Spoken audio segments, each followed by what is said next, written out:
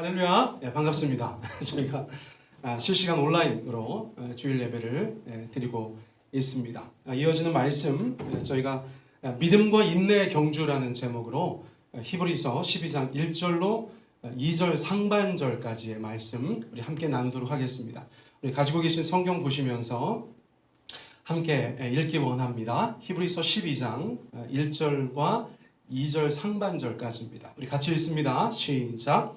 이러므로 우리에게 구름같이 둘러싼 허다한 증인들이 있으니 모든 무거운 것과 얽매이기 쉬운 죄를 벗어버리고 인내로서 우리 앞에 당한 경주를 하며 믿음의 주요 또 온전케 하시는 이인 예수를 바라보자. 아멘.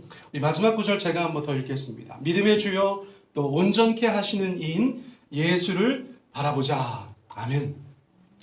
제가 사실 수년 전에 같은 제목으로 또 같은 본문으로 말씀을 전한 적이 있습니다. 송구영신 예배 때였던 것으로 제가 기억하는데 이번 명절 연휴 보내면서 어떤 말씀 나눌까 기도하는 중에 제가 이 설교가 자꾸 생각이 났어요. 그래서 다시 한번 원고를 들춰보았더니 정말 필요한 말씀 같아서 제가 다시 한번 이 설교를 하게 되었고 똑같이 하지 않고 좀 수정하고 보완해서 이 말씀을 전하게 되었습니다. 여러분 그런 배경을 아시고 이 말씀을 들으셨으면 좋겠어요.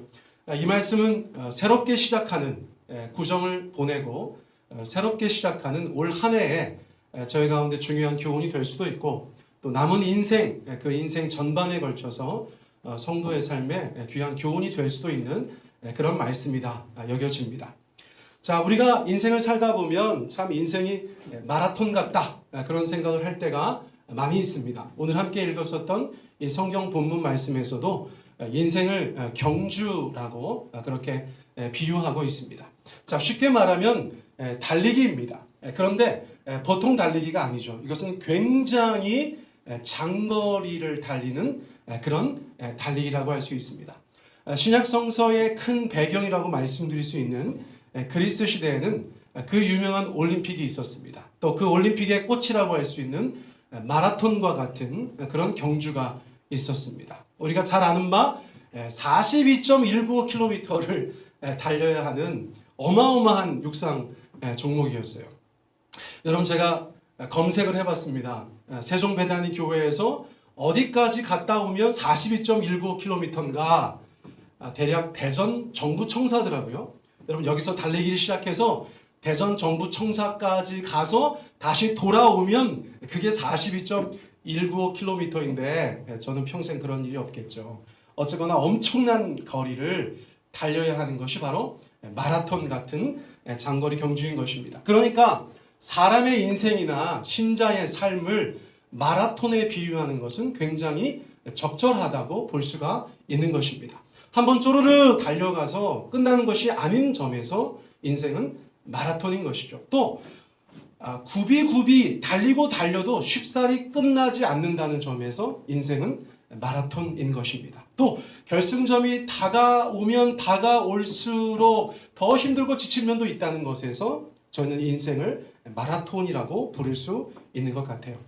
자, 그런데 진짜 문제는 뭐냐면 우리가 그 인생이라는 마라톤을 다 처음 뛰어보고 있다는 것이죠. 사람들의 농담처럼 이번 생은 처음인 것이에요. 생각해보면 모든 것이 다 처음이었습니다. 10살도 처음이었죠. 20살도 처음이었죠. 30살도 처음이었습니다.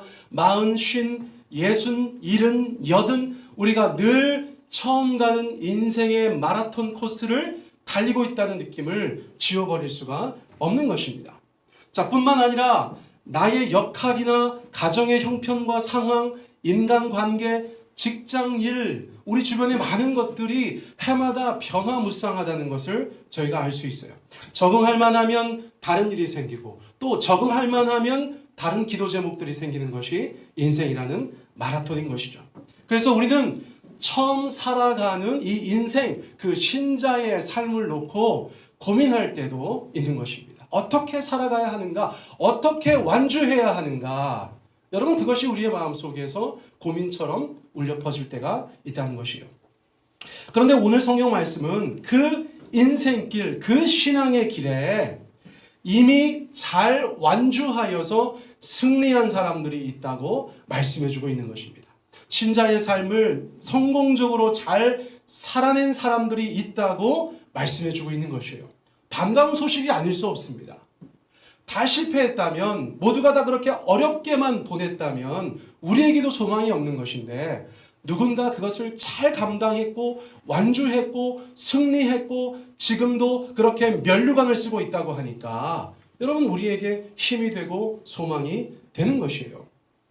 그들의 경험, 그들의 사례를 우리가 참고할 수 있다면 처음 가는 인생길에 큰 도움이 될 수 있기 때문입니다.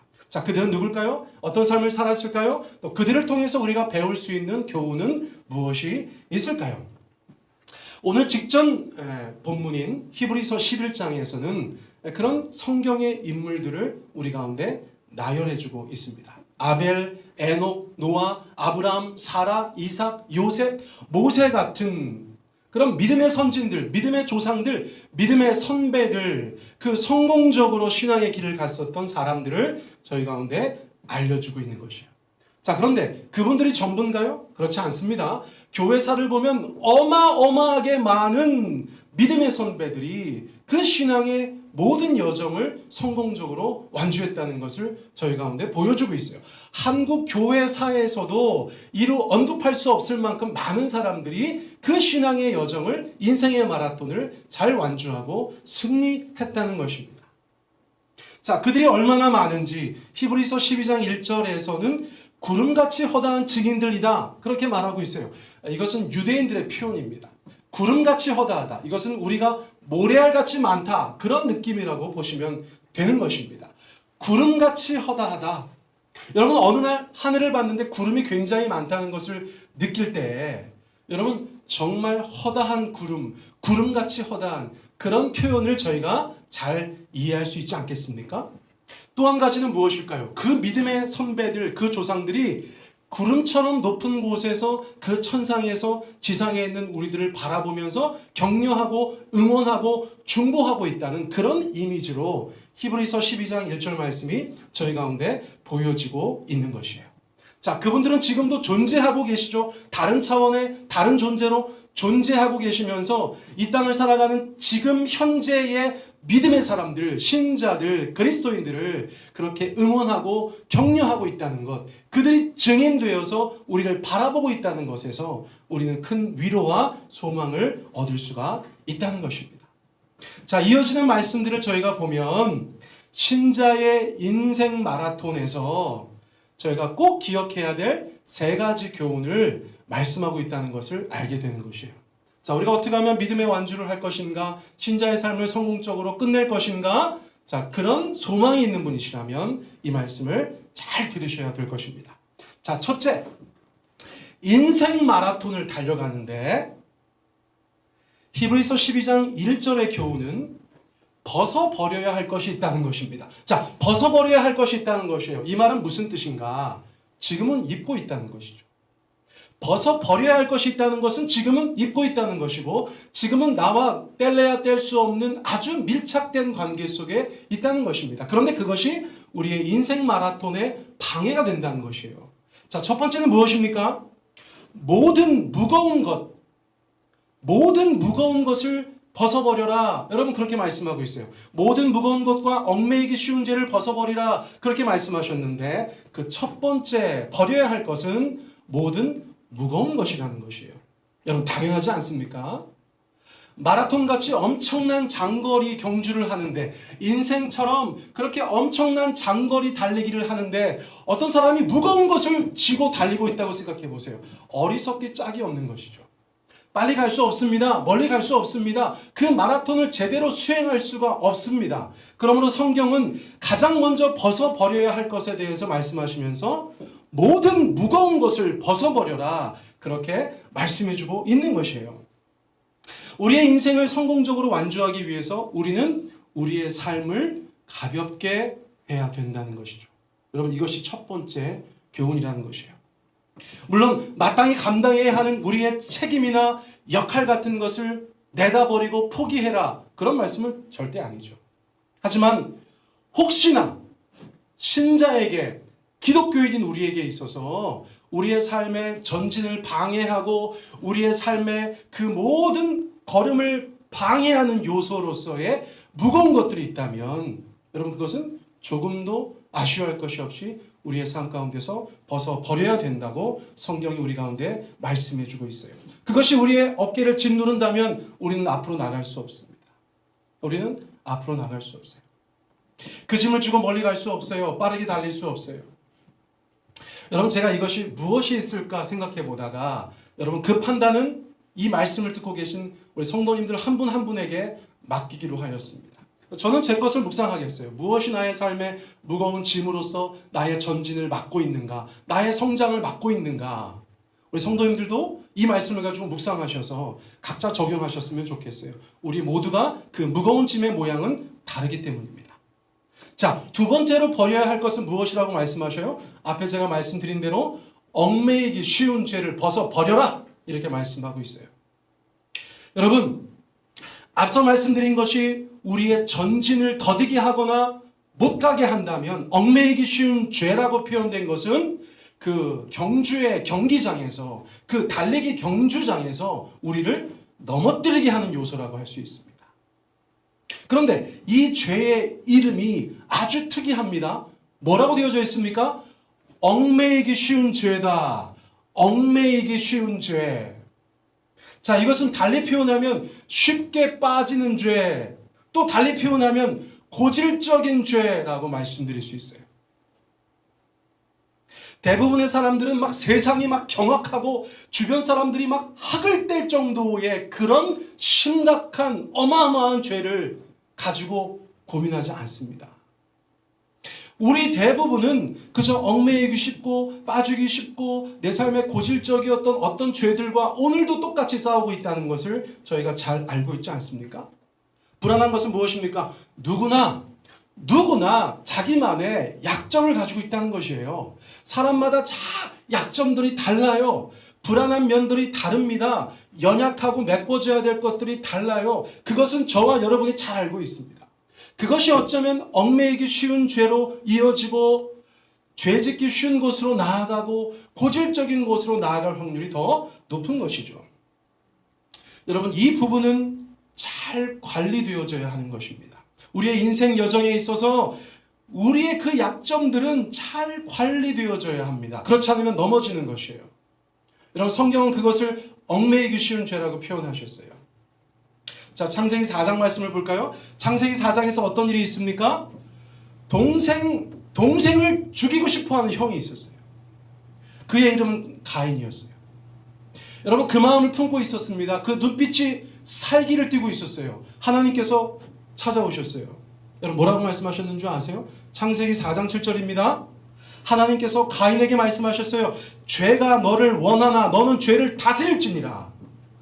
죄가 너를 원하나 너는 죄를 다스릴지니라. 여러분 이게 얼마나 기가 막힌 말씀인지 모르겠어요. 하나님은 그 가인의 불안한 눈빛을 보셨던 거예요. 그 죄로 가득 찬 그 마음을 꿰뚫어 보셨던 거예요. 그래서 하나님께서 오셔서 방치하지 않으시고 말씀을 주신 거예요. 죄의 소원이 너에게 있지만 너 그거 잘 다스려라. 너 그렇지 않으면 큰일 난다. 하나님께서 말씀하셨어요. 사랑하셔서 말씀하셨습니다. 경고의 말씀을 주셨습니다. 근데 결과는 뭐죠? 여러분 가인이 그 마음을 잘 관리하지 못했어요. 여러분 하나님의 말씀으로 자신을 쳐서 복종했어야 되는데 여러분 그 말씀을 던져버리고 자신의 그 악의를 따라서 동생을 죽이는 일이 발생하게 되었던 것입니다. 자, 그런데 여러분 이와 유사한 일들, 보다 작지만 이와 유사한 일들은 우리의 주변에 얼마든지 있어요. 얼마든지 있습니다. 우리는 누구나 하나님 앞에서 아슬아슬한 죄의 가능성을 품고 살아가고 있어요. 그런데 이것이 생각보다 위험하고 치명적일 수 있다는 것입니다. 그래서 반드시 성령 안에서, 말씀 안에서, 신앙 안에서 인격으로 그것을 통제하고 관리하는 삶에 우리가 있어야 된다는 것이에요. 그렇지 않으면 누구나 얽매이기 쉬운 죄 때문에 넘어질 수 있습니다. 여러분 오늘날 과거의 잘못 때문에 아주 좋은 기회를 얻었는데 무산되거나 높은 곳에 올라갔는데 또는 정상에 섰는데 추락하는 사람들을 저희가 얼마나 많이 봅니까? 여러분 지난 수년 동안 우리가 뉴스를 통해서 보았던 그 많은 사례들을 여러분 기억하고 계시죠? 미투라고 불리워지는 성추행과 성폭행의 사건들, 비투라고 불려지는 돈의 문제들, 학폭, 학교 다닐 때 학창 시절에 누군가를 폭력을 행사해서 괴롭혔던 것들, 그것이 나중에 성인이 되었는데 잘 나가는 그들의 인생의 발목을 잡는 일들을 우리가 얼마나 많이 보고 있습니까? 오늘 아침만 해도 여러분 뉴스에 그런 일들이 많이 나왔던 것을 기억하고 있어요. 그들 모두가 그것이 자신들의 삶을 망칠 수 있는 얽매이기 쉬운 죄라는 것을 알았다면 그런 짓을 했겠습니까? 그들은 몰랐던 것이죠. 조금 더 그렇게 생각하지 않았던 것이에요.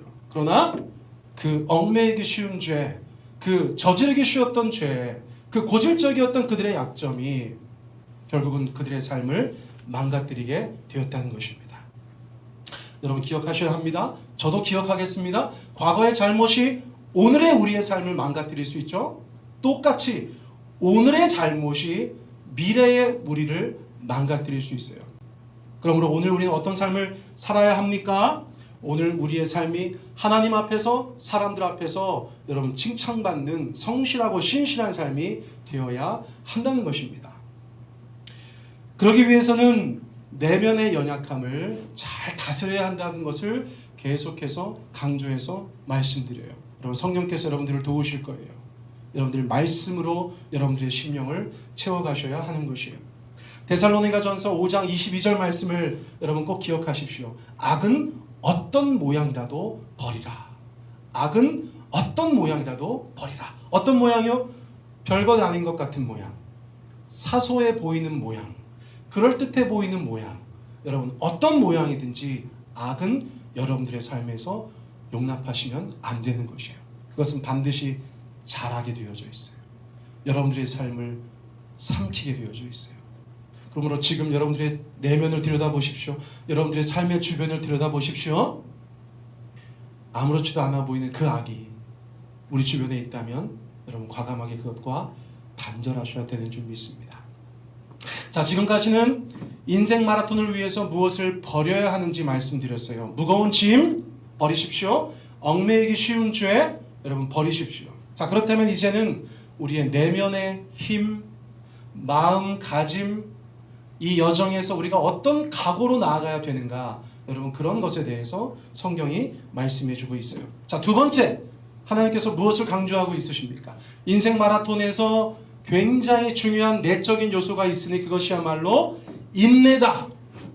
성경에 뭐라고 말씀하세요? 인내로서 우리 앞에 당한 경주를 하라. 그렇게 말씀하고 있어요. 자, 무거운 것을 버려서 가벼워졌습니다. 얽매이기 쉬운 죄를 버려서 이제 그 위험도 확률이 낮아졌어요. 그럼에도 불구하고 그 달리기는 너무나 장거리 달리기예요. 힘이 들 수밖에 없어요. 고통스러울 수밖에 없어요. 때로는 포기하고 싶은 마음이 들 수밖에 없어요. 그러므로 우리 가운데 필요한 것은 인내입니다. 인내. 여러분, 인내가 무슨 뜻인 줄 아세요? 괴로움이나 어려움 따위를 참고 견디는 것입니다. 좋은 것, 능히 감당할 수 있는 것, 여러분 그런 것들과는 상관이 없는 단어예요. 우리 인생길에서 괴로운 것들, 우리 인생길에서 어려운 것들이 계속해서 반복될 때에 우리 가운데 필요한 것, 그것이 바로 인내이기 때문이에요. 평생을 달려야 하는 인생 마라톤인데 얼마나 힘이 듭니까? 얼마나 지쳐요. 굽이굽이 얼마나 새로운 상황들을 극복하면서 계속해서 우리의 무거운 발걸음을 옮겨야 하니까 얼마나 힘이 들어요. 그러므로 인내가 필요하다는 것이에요. 여러분, 인내를 각오하시기 바랍니다. 이건 어릴 때일수록 듣기 싫은 얘기예요. 뭘 인내하라, 뭘 견디고 참아라. 어릴 때 아주 질색이었던 건 아닙니까? 그런데 성장한다는 것은 무엇입니까? 우리가 성인이 되고 성숙한 사람이 된다는 것은 무엇입니까? 여러분, 사실 인내할 수 있다는 것이에요. 인내할 수 있다는 것이에요. 여러분, 인내하는 여러분들의 삶을 축복합니다. 여러분, 그 인내가 있을 때 우리는 그 경주의 자리에서 포기하지 않게 돼요. 또 스스로 폭발하지 않게 됩니다. 그런데 생각해보면 인내의 대상도 굉장히 다양합니다. 여러분, 먼저는 우리 자신을 참을 수 있어야 돼요. 여러분, 저는 저를 참아요. 제가 얼마나 부족한 사람인지 알기 때문에 저는 저를 참고 견딥니다. 여러분들도 그런 면이 있으실 거예요. 사랑하는 가족들의 연약함도 우리가 사랑으로 인내할 수 있어야 되죠. 내가 하고 있는 일, 내가 정말 해야 하고 사랑하는 일이지만 때로는 그 일도 우리가 견디어내야 한다는 것을 저희가 알고 있어요. 오랜 친구라고 해서 늘 마음에 드는 것은 아니죠. 가까운 교인들도 때로는 긍휼의 마음으로 우리가 견디어 주어야 합니다. 직장에서, 거래처에서, 삶의 모든 자리에서, 학교에서, 때로는 길가에서 그렇게 우리 가운데 인내가 요구되어지는 것이 인생 마라톤이라는 것이에요. 자, 코로나 시대에 우리가 인내하고 싶지 않은 것을 인내하게 되었어요. 정말 너무나 지독한 불청객을 만났습니다. 지난 1년 동안 우리는 인내심을 계속해서 시험받고 있어요. 결국 달갑지 않은 상황이죠. 그러나 이겨내야 합니다. 우리가 이겨낼 수 있습니다. 결국 이겨낼 줄 믿습니다. 자, 그 가운데에서도 인내라는 것은 반드시 필요하게 되어져 있어요. 여러분, 그런데 그렇게 참고 견디는 것이 도대체 무슨 의미가 있습니까? 인내하다 보면 야, 이거 이렇게 해서 뭐가 되나? 그런 생각이 들 때가 있어요. 근데 성경은, 하나님의 말씀은 인내가 우리 가운데 너무나 큰 의미가 있다고 말씀하고 있어요. 자, 두 가지 성경 구절을 말씀드리려고 해요. 첫째는 야고보서 1장 4절입니다. 야고보서 1장 4절, 인내를 온전히 이루라. 이는 너희로 온전하고 구비하여 조금도 부족함이 없게 하려 함이라. 우리가 인내하고 참고 견디다 보면 우리가 성숙한다는 것이에요. 여러분, 이것은 모든 것을 가지는 그런 걸 얘기하는 것이 아니에요. 부족함이 없게 된다? 그런 의미가 아니에요. 우리가 하나님 보실 때 아주 성장된, 성숙된 모습의 그런 신자가 된다는 것이죠. 자, 또 이런 면도 있습니다. 히브리서 10장 36절, 히브리서 10장 36절. 너희에게 인내가 필요함은 너희가 하나님의 뜻을 행한 후에 약속하신 것을 받기 위함이라. 자, 어떻게 이해할 수 있습니까? 포기하면 받지 못하는 게 많죠. 이렇게 하면 내가 이렇게 할게. 사람 가운데도 우리가 그렇게 약속하죠. 그러면 이렇게 할 때 인내하고 포기하지 않아야 그 결과를 보고 결국은 약속한 것을 받을 수 있죠. 하나님이 우리 가운데 약속하신 가장 크신 것은 무엇입니까? 예를 들어서 네가 신자로서의 삶을 완주하면 하나님의 나라를 줄게. 주님께서 그렇게 말씀하셨어요. 그러면 이 땅에서 우리가 신자로서의 그 모든 삶의 그 코스를 완주해야 하나님의 나라가 우리 가운데 주어지겠죠. 인내는 하나님께서 약속하신 것들을 우리가 받게 하는 굉장히 중요한 신앙의 덕목이라는 사실을 우리 가운데 말씀해 주고 있어요. 그냥 참고 견디는 것이 부질없게 느껴질 때도 있지만 하나님의 말씀을 보니 인내는 우리를 성장시키고 성숙시킬 뿐만 아니라 우리 주 하나님께서 우리 가운데 약속하신 것들을 받게 하는 그런 놀라운 모양도 가지고 있다는 것입니다. 여러분, 인내는 그렇게 중요한 것이에요. 오늘 힘들고 어려우세요? 여러분, 주님께서 도와주실 거예요. 저는 그것을 믿습니다. 그러나 우리가 인내해야 되는 것도 있다는 사실을 여러분 분명히 기억하셨으면 좋겠어요. 자, 이처럼 인생 마라톤을 달리는 우리는 우리의 전진을 느리게 하는 무거운 것을 벗어버려야 하고 우리를 넘어뜨릴 수도 있는 그 얽매이기 쉬운 죄를 벗어버려야 합니다. 그리고 포기하지 말고 인내함으로써 그 걸음을 계속해서 옮겨 나가야 된다고 성경이 말씀해 주신 거예요. 자, 이제 마지막, 그 경주에서 우리의 시선을 어떻게 할 것인가, 우리의 시선을 어떻게 할 것인가. 여러분, 이것은 굉장히 중요한 것입니다. 자, 2절 상반절 말씀 기억하시죠? 믿음의 주여 또 온전케 하시는 이인 예수를 바라보자. 믿음의 주여 또 온전케 하시는 이인 예수를 바라보자. 할렐루야. 여러분, 마라톤 상상해 보세요. 마라톤 상상해 보세요. 자, 계속 달리고 있습니다. 끊임없이 달리고 있습니다. 그런데 우리의 시선을 어떻게 처리하시겠어요? 첫째, 절대 해서는 안 되는 짓이 있어요. 눈을 감는 것입니다. 에이, 될 대로 되라, 그냥 어디든지. 여러분, 그러시면 안 되죠. 눈을 똑바로 떠야 합니다. 우리가 어딘가를 바라보아야 합니다.